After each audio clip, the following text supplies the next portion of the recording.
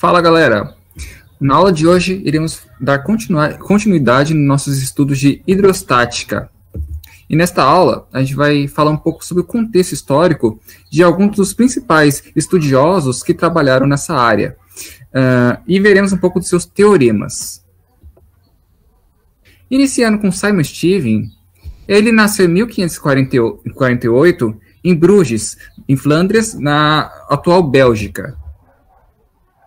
Ele foi um cara que viajou por diversos cantos durante sua vida, né? Ele viajou aí por outros países e tudo.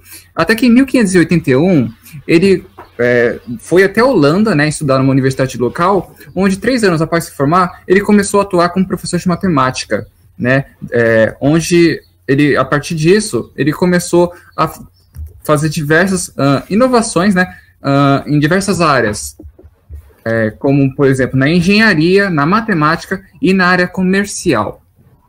Entre suas maiores contribuições estão o desenvolvimento, né, de uma notação, né, de números decimais fracionários, o que futuramente levou ao uso da vírgula. Então, ele foi o cara que, de certa forma, começou a trabalhar com essa questão de números fracionários, né, decimais fracionários.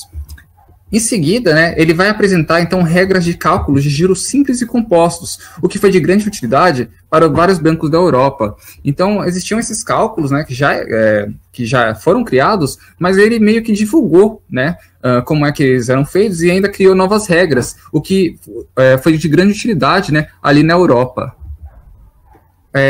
Além disso, acredita-se que ele foi um dos primeiros, até mesmo antes de Galileu Galilei, a perceber que corpos arremessados da mesma distância, né, ao solo, têm a capacidade de chegar ao mesmo instante, né? Então ele, de certa forma, antecedeu até mesmo Galileu Galilei, que ele sim, né, se aprofundou um pouco mais nesse tipo de conteúdo.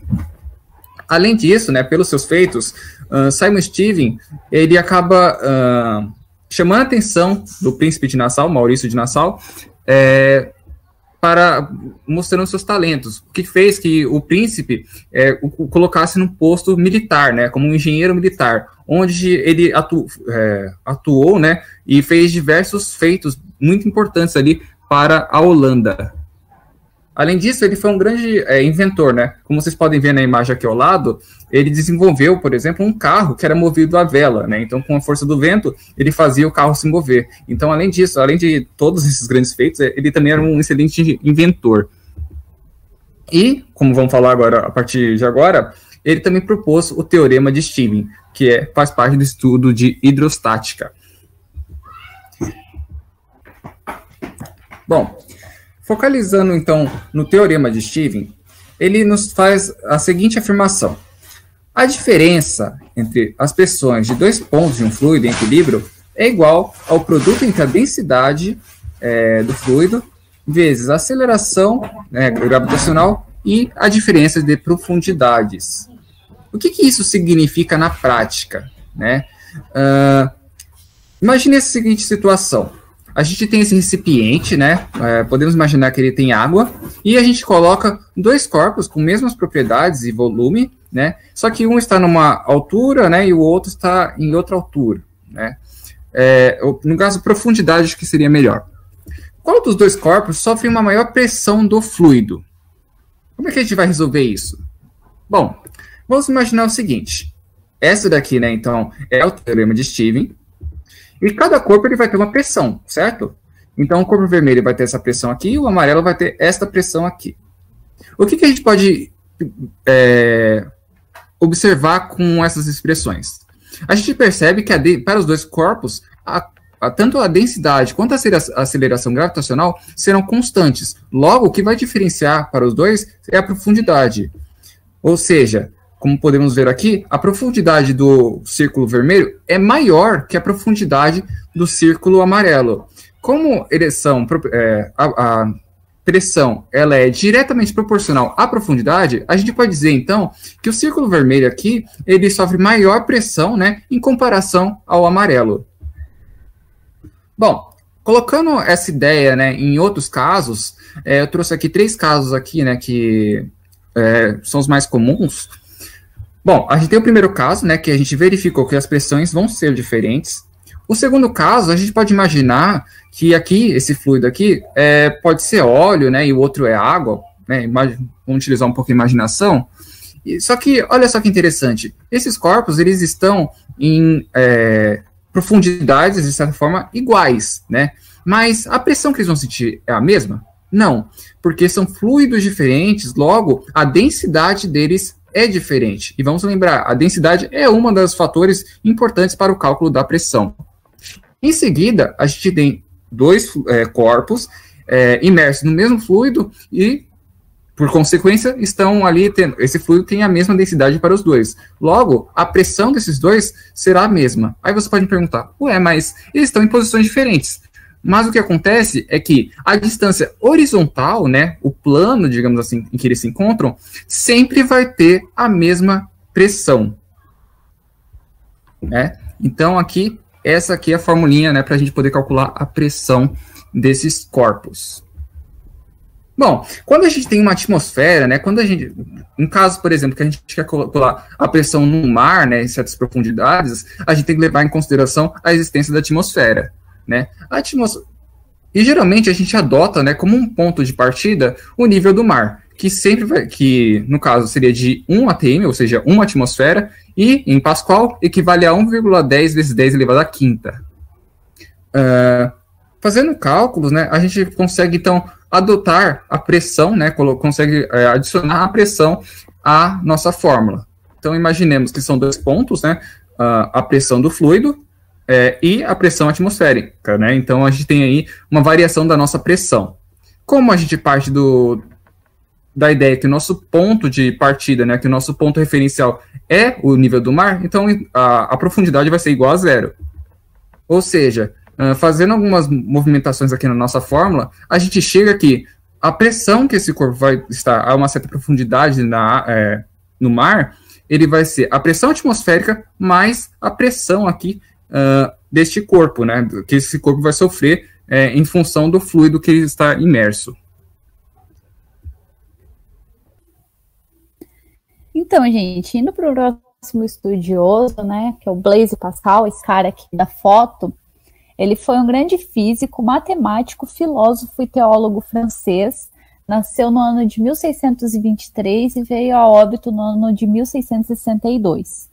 Ele começou a desenvolver seus estudos, né, sua atividade meio que acadêmica a partir dos 11 anos de idade, né, nessa época ele já vivia somente com seu pai, já que a mãe dele acabou falecendo, e o pai do Pascal, ele foi um cara muito importante também, um grande matemático da época, e meio que ele acabou, né, cuidando do filho, e o Pascal começou a desenvolver seus estudos até na área da matemática. Ele foi inventor, né, da primeira calculadora chamada Pascaline, ou La Pascaline, que é essa caixa dourada aqui que a gente vê na imagem de baixo, e teve como principais obras durante sua vida, né, a primeira chamada Ensaio sobre Secções Cônicas, que tem grande contribuição na matemática, Pensamentos, que é um livro, né, destinado à filosofia, e Tratado sobre o Equilíbrio dos Fluidos, que tem grande importância na área da física. A gente vai focar mais nessa parte das contribuições dele na física, né, para a gente entender o teorema dele, né, as contribuições dele para a hidrostática. O Pascal, aos 24 anos, passou a dedicar-se à física, né? Como eu mencionei anteriormente, ele acabou trabalhando mais com a matemática e até mesmo com a filosofia, e um pouco, e teve alguns estudos até sobre a religião em si. E os seus estudos na área da física partiram de conceitos de pressão e vácuo, né? Esse aqui é o livro, né, a principal obra dele, que eu mencionei anteriormente, que ele trabalha, meio que ele aborda os estudos dele sobre a pressão. Ele descobriu que a pressão age perpendicularmente à superfície em que o líquido, né, no caso a gente sabe agora que o fluido está inserido. A gente vai mencionar um pouco detalhadamente essa frase em específico, porque é meio que a origem do teorema dele. Ele realizou várias experiências com a pressão atmosférica e em 1647 publicou seus resultados, tendo como base observações feitas sobre as hipóteses de Torricelli, que é esse cara aqui, um cara até muito conhecido por vocês por conta da mecânica, vocês já devem ter ouvido falar da equação de Torricelli, por exemplo. Então, notem que o Pascal, ele teve alguém para se inspirar, ele partiu de hipóteses de outro físico, ele não começou do nada simplesmente. Ele teve uma vida acadêmica até bem vasta, né, abrangendo várias áreas. Agora a gente vai focar um pouquinho no teorema de Pascal. O enunciado do teorema dele é: o aumento da pressão exercida em um líquido em equilíbrio é transmitido integralmente a todos os pontos do líquido, bem como as paredes do recipiente em que ele está contido. Isso significa que, por exemplo, a gente tem como se fosse uma seringa aqui, né, um êmbolo, e quando eu aplico uma determinada pressão aqui, essa pressão será distribuída de forma homogênea, né, de forma igual a todos os pontos. Então, significa que aqui vai ter a mesma pressão que aqui, e assim em todos os pontos desse recipiente.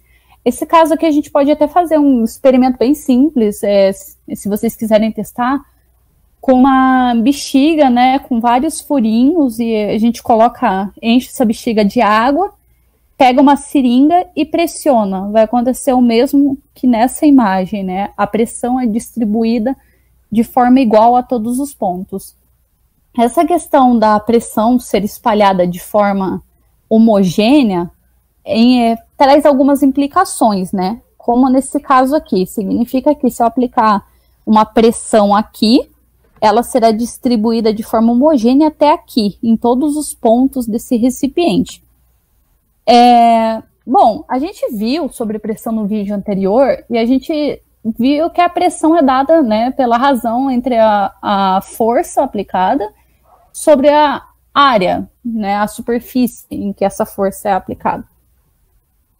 E isso significa que, se eu tenho uma pressão aplicada em um ponto e ela se distribui de forma igual até o outro ponto, a pressão que eu aplico aqui vai ser igual à pressão que chega aqui.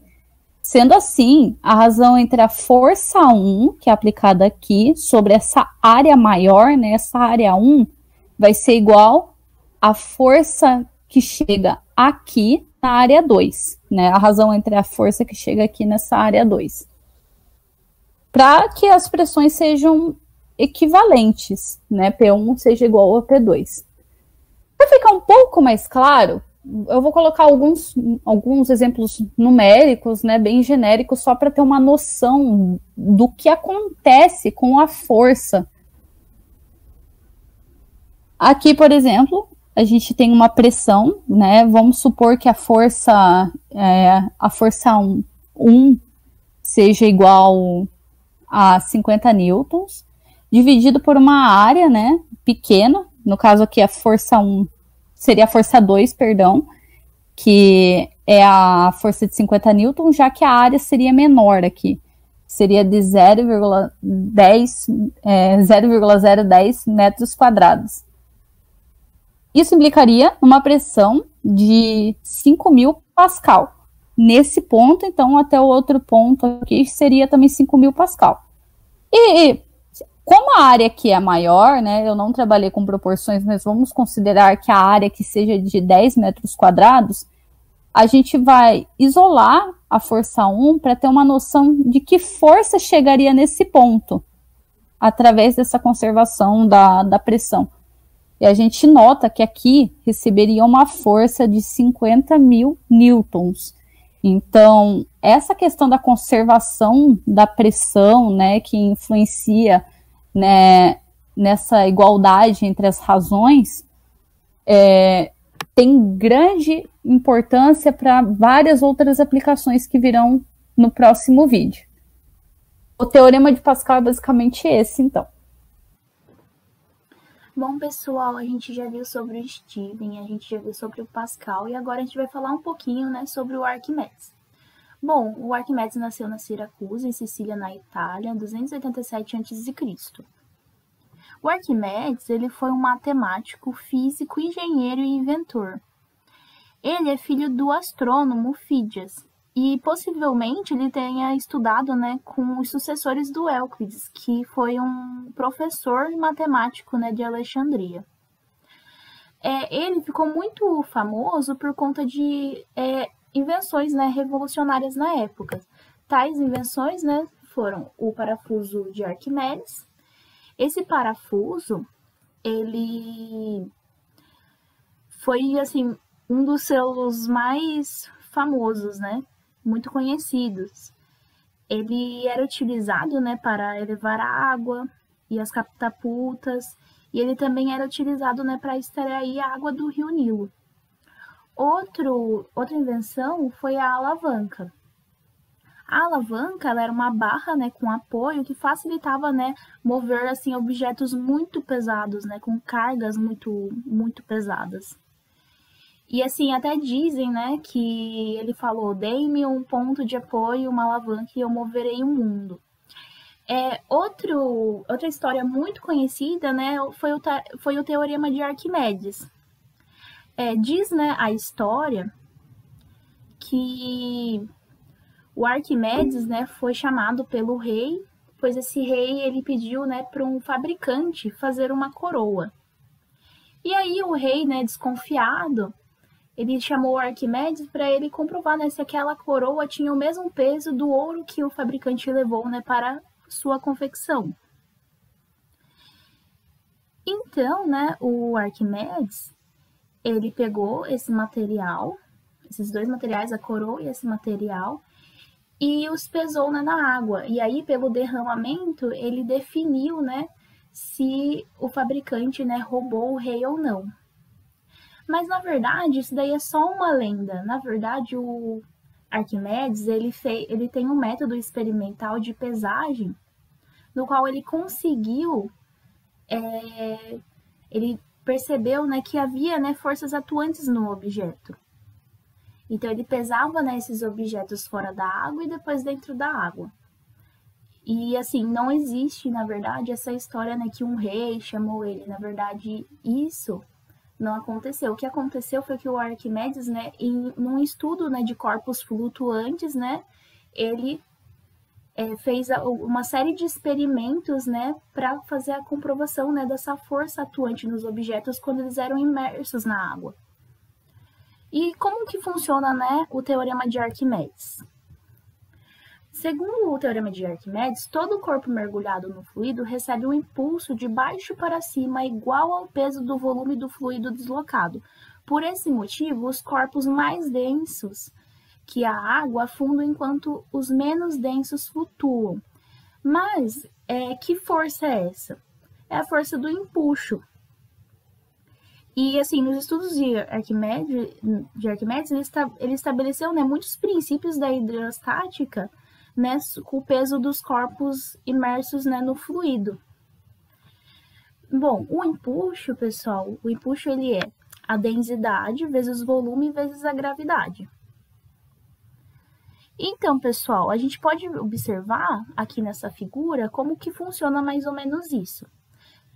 Acho que todo mundo aqui, né, já foi pra praia, já foi pra piscina, e às vezes passou muito tempo na piscina, que quando você sai, você percebe que o seu corpo, né, tá muito pesado. E aí, qual que é a resposta disso? A resposta disso está no Teorema do Arquimedes.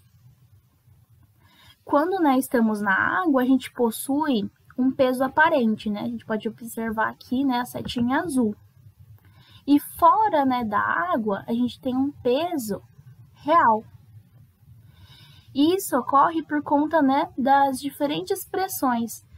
Aí a gente vê essa diferença, né, de peso. Ou seja, a pressão, né, ela aumenta à medida, né, que a gente afunda, né, algum objeto nesse fluido.